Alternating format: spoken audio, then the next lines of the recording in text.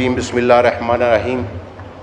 जनाब चेयरमैन, आपका मैं शुक्रिया अदा करता हूँ कि आपने मुझे यहाँ पे ये नुमाइंदगी का और अपने हलके के लोगों को की नुमाइंदगी करते हुए ख़ास तौर पे इस्लामाबाद की बात करने का मौका दिया, क्योंकि बजट के ऊपर ये सेशन है और बजट स्पीचेस हो रही हैं।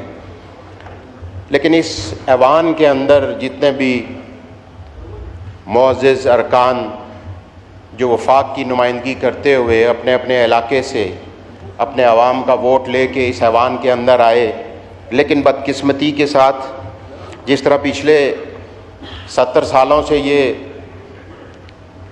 ऐवान चलता आ रहा है, इसी तरीके से इस दफ़ा भी हुआ कि इस ऐवान के जो नुमाइंदे जो अपने अपने इलाकों की लोगों की नुमाइंदगी करते हैं, उनसे ना कभी पहले और ना इस बजट में कोई तजावीज़ ली गई।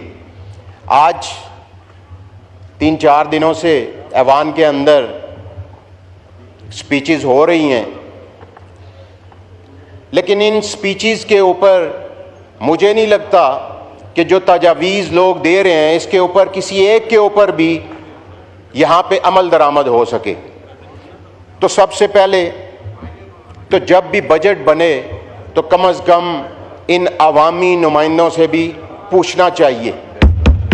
दूसरी बात, इस्लामाबाद की मैं बात करूँगा। इस्लामाबाद जो 60s के अंदर कैपिटल बना, इस्लामाबाद के लोगों ने अपनी ज़मीनें दे के इस शहर को आबाद किया।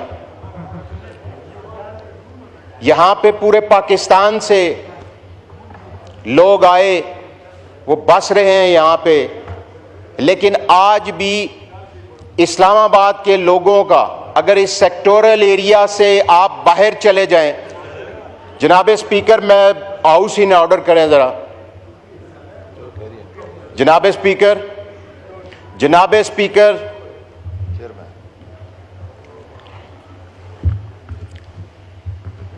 जनाब स्पीकर, मैं देखता हूँ तकरीर।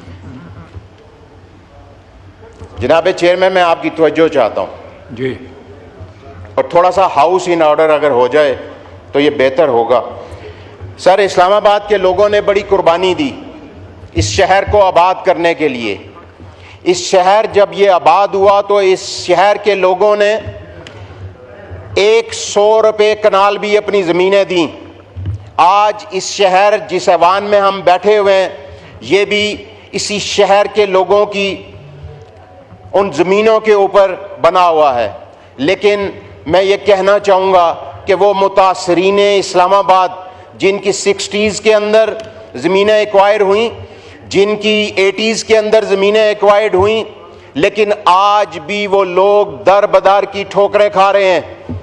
आज भी यहाँ पे उनके क्लेम्स बकाया हैं, उनको पैसा नहीं दिया जा रहा। और अगर 18वीं तरामीम के बाद बात करें बाकी मसाइल की, तो आज 18वीं तरामीम के बाद सूबे अपना बजट पेश करते हैं, सूबों के पास अपने वसाइल हैं, लेकिन इस्लामाबाद से जो टैक्स कलेक्शन होती है, इस्लामाबाद की भी एक सूबाई हैसियत है कानूनी और आईनी तौर के ऊपर, लेकिन इस्लामाबाद के लोगों को वो कानूनी और आईनी जो उनका हक बनता है वो कभी भी नहीं मिला। जनाब स्पीकर, आज मैं अगर इस बजट स्पीच के हवाले से बात करूं तो यहाँ पे एजुकेशन में की बात की गई। एजुकेशन में अगर 425 स्कूल हैं इस इस्लामाबाद के, तो 125 स्कूल तो आबाद हैं, लेकिन वो स्कूल के जिन स्कूलों के लिए एक मरला भी ज़मीन एजुकेशन मिनिस्ट्री ने ख़रीदी नहीं, इस शहर के लोगों ने, इन देहातों के लोगों ने वो ज़मीनें अपने बच्चों की अच्छी तालीम के लिए अतिया की, जहां पे बिल्डिंग्स बनी हुई हैं, स्कूल मौजूद हैं, लेकिन वहां पे टीचर्स नहीं हैं। यहां पे जनाब चेयरमैन 2017 के अंदर यहां पे अमेरिकन एड से 200 बसेस दी गई और 200 बसेस आज भी उनको चलाने के लिए एजुकेशन मिनिस्ट्री के पास ड्राइवर नहीं है और उन बसेस के ये हालात हैं कि वो नई बसेस खड़े खड़े उनके अंदर घास हो गई है। और इस बजट में क्या कहते हैं, इस बजट में ये कहा जाता है कि हम अब पिंक बसेस शुरू करेंगे।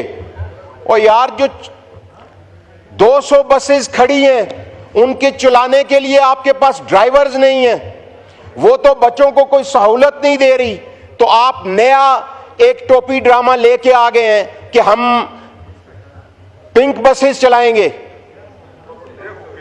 इसकी कोई जरूरत नहीं है। उन 200 बसेस को चलाया जाए और जो पिक एंड ड्रॉप के ऊपर इस शहर के गरीब लोगों के मसाइल और इनका खर्चा होता है उसको बचाया जाए।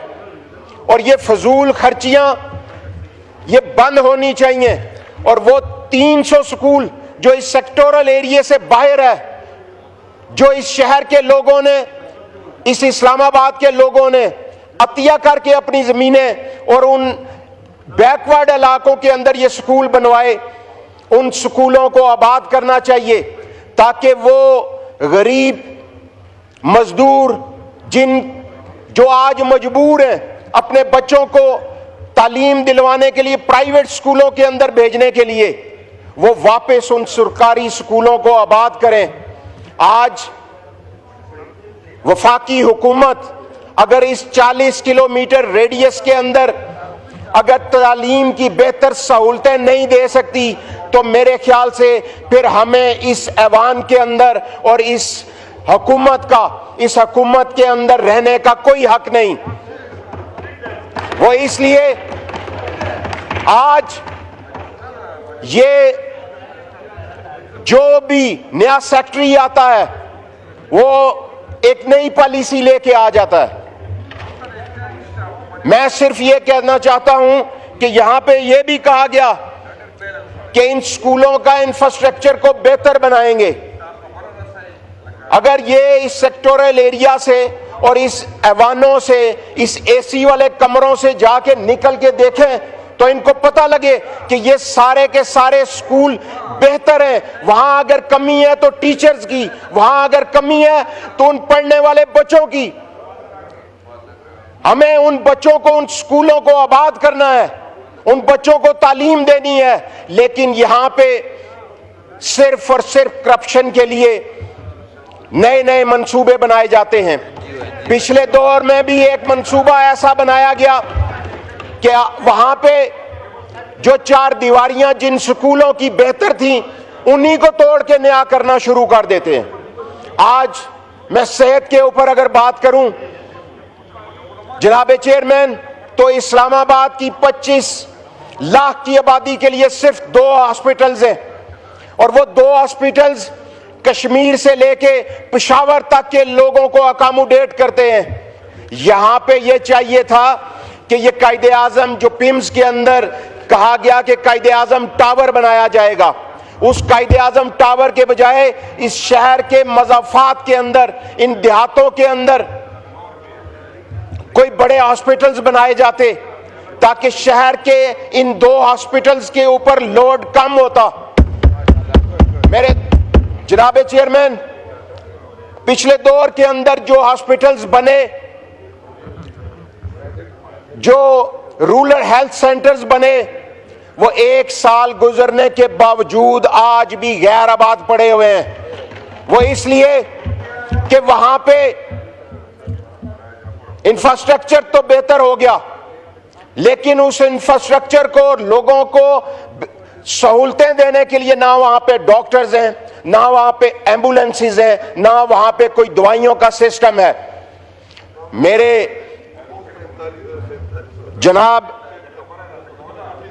जनाब चेयरमैन, ये शहर और इस शहर के रहने वाले लोगों को, और मैं समझता हूं कि ये अवाम वफाक की नुमाइंदगी करते हुए आज हम सब लोगों की जिम्मेदारी अपने इलाके के अलावा इस्लामाबाद की भी बनती है कि हम इन ऐवानों से, इन एसी के कमरों से निकलें और ये इन देहातों में जाके हालात देखेंगे क्या है।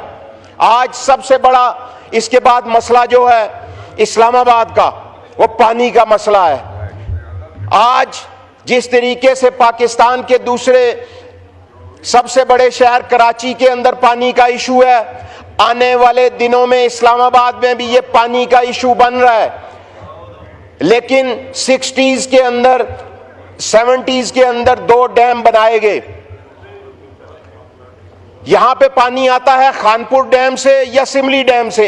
उसके बाद ना सीडीए ने, ना हमारी जो वाटर एंड पावर की मिनिस्ट्री है, उसने कोई भी इनिशिएटिव आज दिन तक नहीं लिया कि आने वाले जो पानी के मसाइल है हमने उसको किस तरीके से हल करना है। और उसको हल करने के लिए हमने तजावीज़ दी कि गाजी बरोथा से हमने पानी इस्लामाबाद और पिंडी के लिए, और यहाँ पे चड़ा डैम का एक मंसूबा जो मुशर्रफ दौर के अंदर जिसकी फिजिबिलिटी बनी, आज दिन तक फाइलों के अंदर बंद है और उसको शुरू नहीं किया जा रहा। मेरे जनाब चेयरमैन, आज यहाँ पे इस्लामाबाद की मसाइल की राय साहब please try to find out. जनाब चेयरमैन,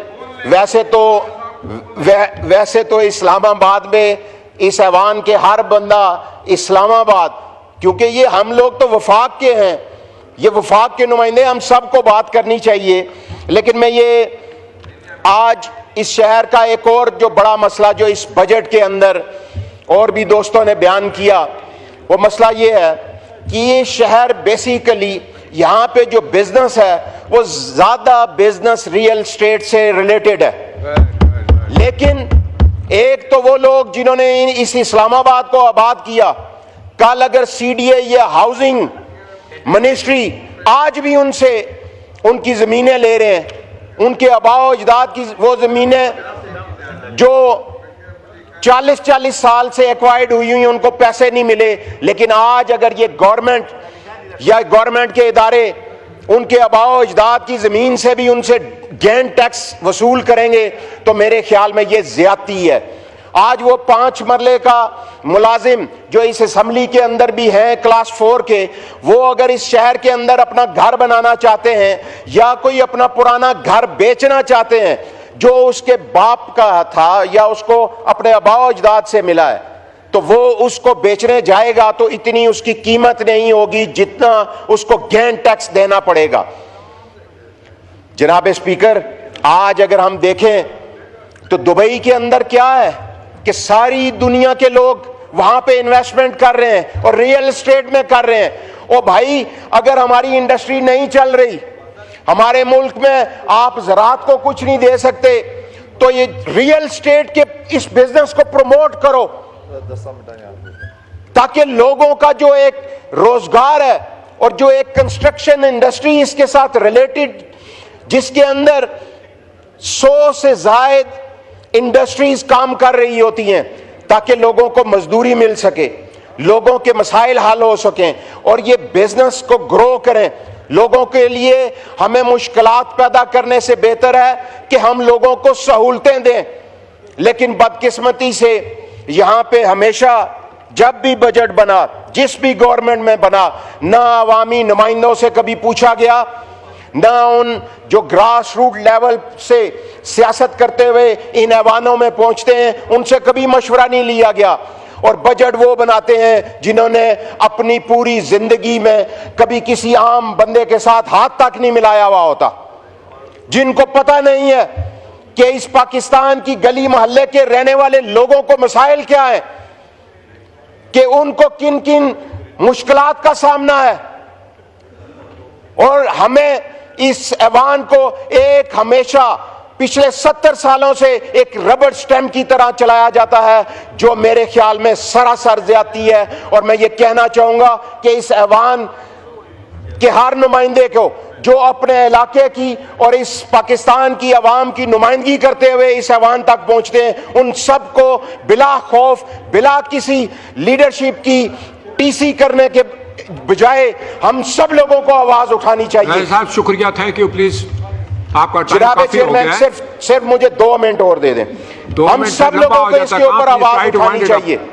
हम सब लोगों को बात करनी चाहिए, क्योंकि हम लोगों का वोट लेके यहां पे आते हैं। जनाब स्पीकर, अगर लॉ एंड ऑर्डर की सिचुएशन की मैं बात करूं इस्लामाबाद की, तो आज अगर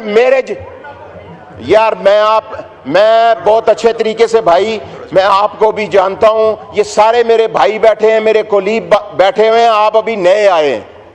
मैं ज्यादा इसलिए नहीं बात करना चाह रहा कि मैं सियासत नहीं कर रहा, मैं अपने हलके की नुमाइंदगी और मैं अपने इलाके के लोगों की बात कर रहा हूं। जो तुम मेरे दोस्तों और बुजुर्ग, जुनेद भाई ये क्योंकि नए आए हैं, मैं बहुत अच्छे तरीके से जानता हूं। मेरे दोस्तों, मैं सिर्फ ये बात करना चाहूंगा जनाब चेयरमैन, मैं सिर्फ अपनी बात को क्लोज करते हुए यही कहूंगा कि एक तो यहां पे बैठे हुए हर बंदे के ऊपर एक जिम्मेदारी है कि हम लोगों की नुमाइंदगी करते हैं। तो जनाब जो हमारे वजीर खजाना साहब हैं, उनको भी चाहिए कि एक मीटिंग बुलाएं और ये हल्के के जो अवाम के मसाइल हैं, जो गली कूचों के अंदर मसाइल हैं, उन मसाइल के ऊपर बातचीत के जरिए उसका हल निकाला जाए। शुक्रिया राय साहब, बहुत शुक्रिया, थैंक यू।